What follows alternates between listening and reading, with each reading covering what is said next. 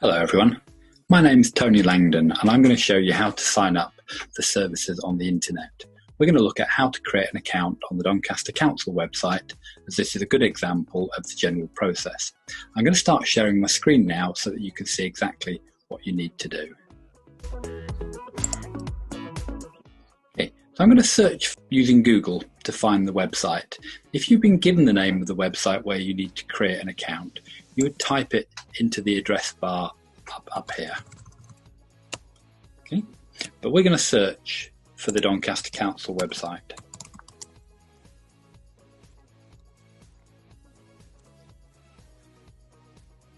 And Google has found the website, or at least some links that we can use to go to the website. So I'm going to click on Doncaster Council. And the first thing we need to do is just decide whether we're going to accept cookies or not. So cookies are small amounts of information that are stored on your device to help the website work better. Because the information is actually being stored on your device, the website wants your permission to do this. If you want to know whether it's safe to accept cookies from a website, you could look for the padlock icon on the address bar, and you'll see up near doncaster.gov.uk we have a padlock. Now, the padlock only shows that the site has been independently verified as to who owns it, and also that the information that passes between the website and your web browser cannot be intercepted by anyone.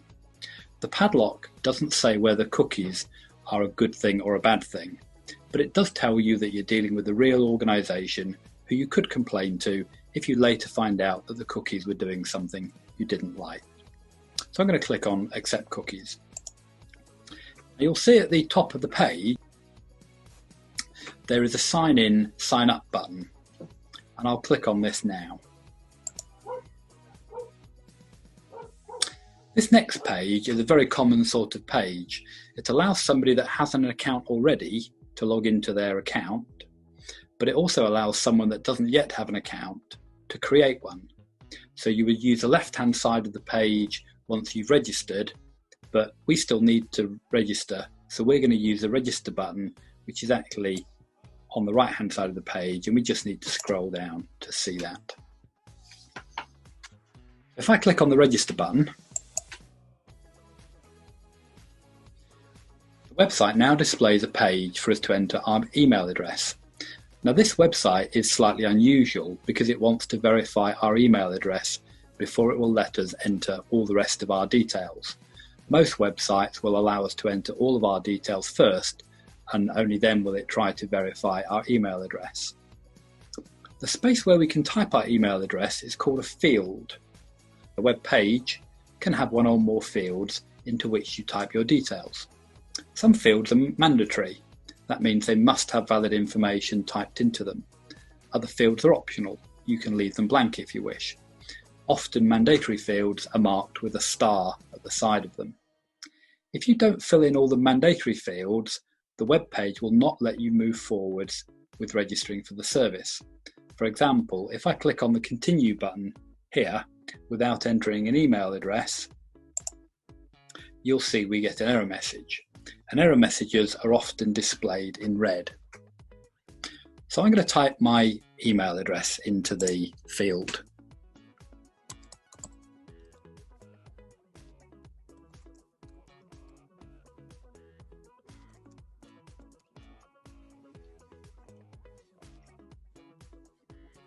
And then I click Continue. And the website now wants me to re-enter my email address. This is very common. Websites want you to type your email address twice so that they can be sure they have the correct email address. This is because they have no way of getting in touch with you if they don't have your email address correct. So they'll ask for it twice to make sure that they do have it correct. So let's see what happens if I don't type my email address correctly the second time. So I shall enter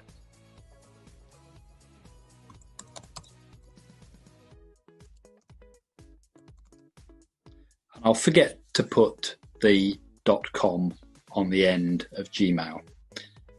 So if I press the send verification code button now, I get another error message. It's telling me that the email addresses don't match. So if you see what you've typed on this page is in fact your correct email address, what that means is you made a mistake on the previous page, so you'd have to press the Start Again button so you could enter your correct email address twice. Now here we can see the mistake is on this screen, so I can correct it here by typing .com, and then I can press the Send Verification Code button. And you'll see we get a green message that confirms that we've been sent a verification code. This message also tells us what to do next, so we should read this and make sure we understand it. The important thing is that the verification code that we've been sent is only valid for 48 hours. And if we don't use the code within that 48 hours, we would need to start this registration process again. So what we can do now is go to Gmail to find us the email that the website has sent.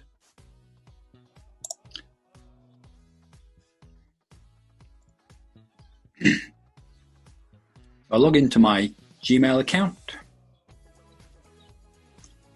and here we have a verification email which we can click on to load, and if we scroll down this we see that we've been sent a verification code. So we could write this down and go to the other website and type it in, but I'm going to copy and paste this. So I select the verification code, I right click on it, select copy. That's put a copy of that number into the clipboard, and I can now go back to the Doncaster Council website and I can paste that number in.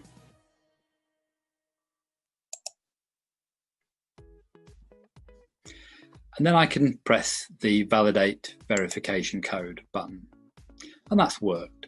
So the website has displayed a new web page for us.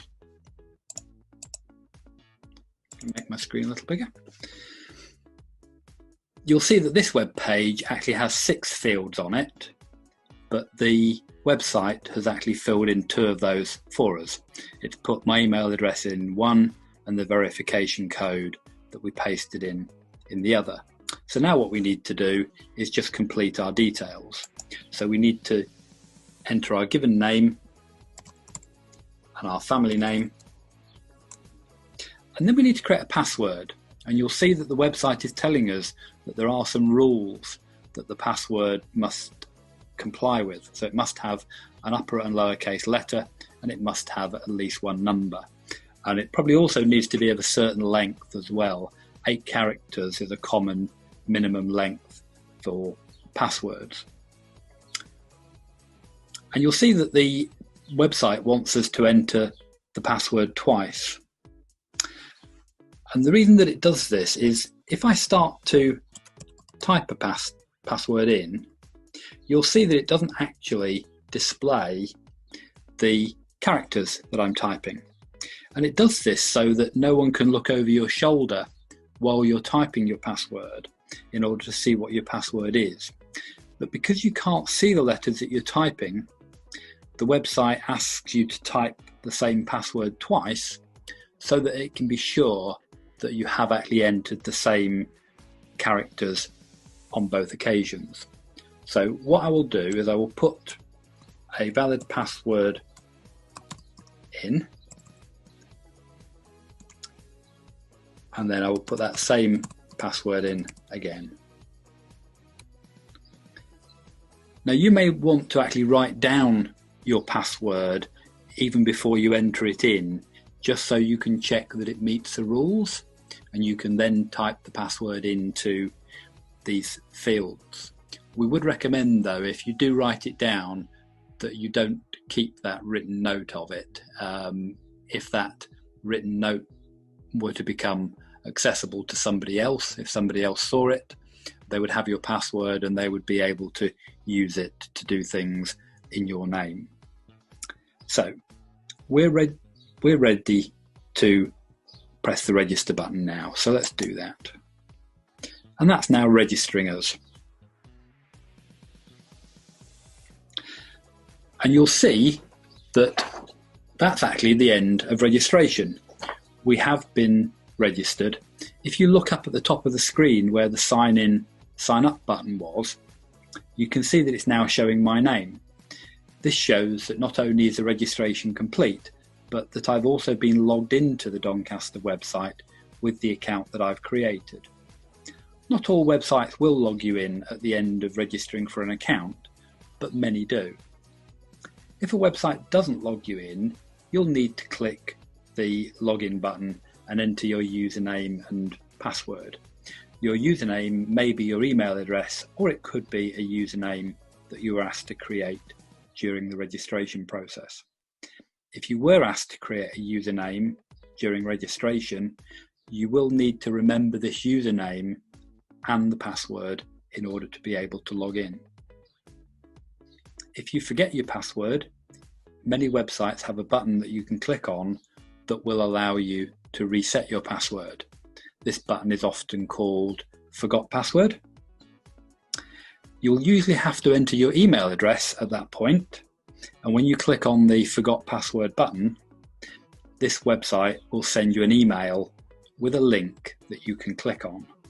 The link will take you to a web page where you can set a new password. And that completes our demonstration. Please ask your trainer if you have any more questions.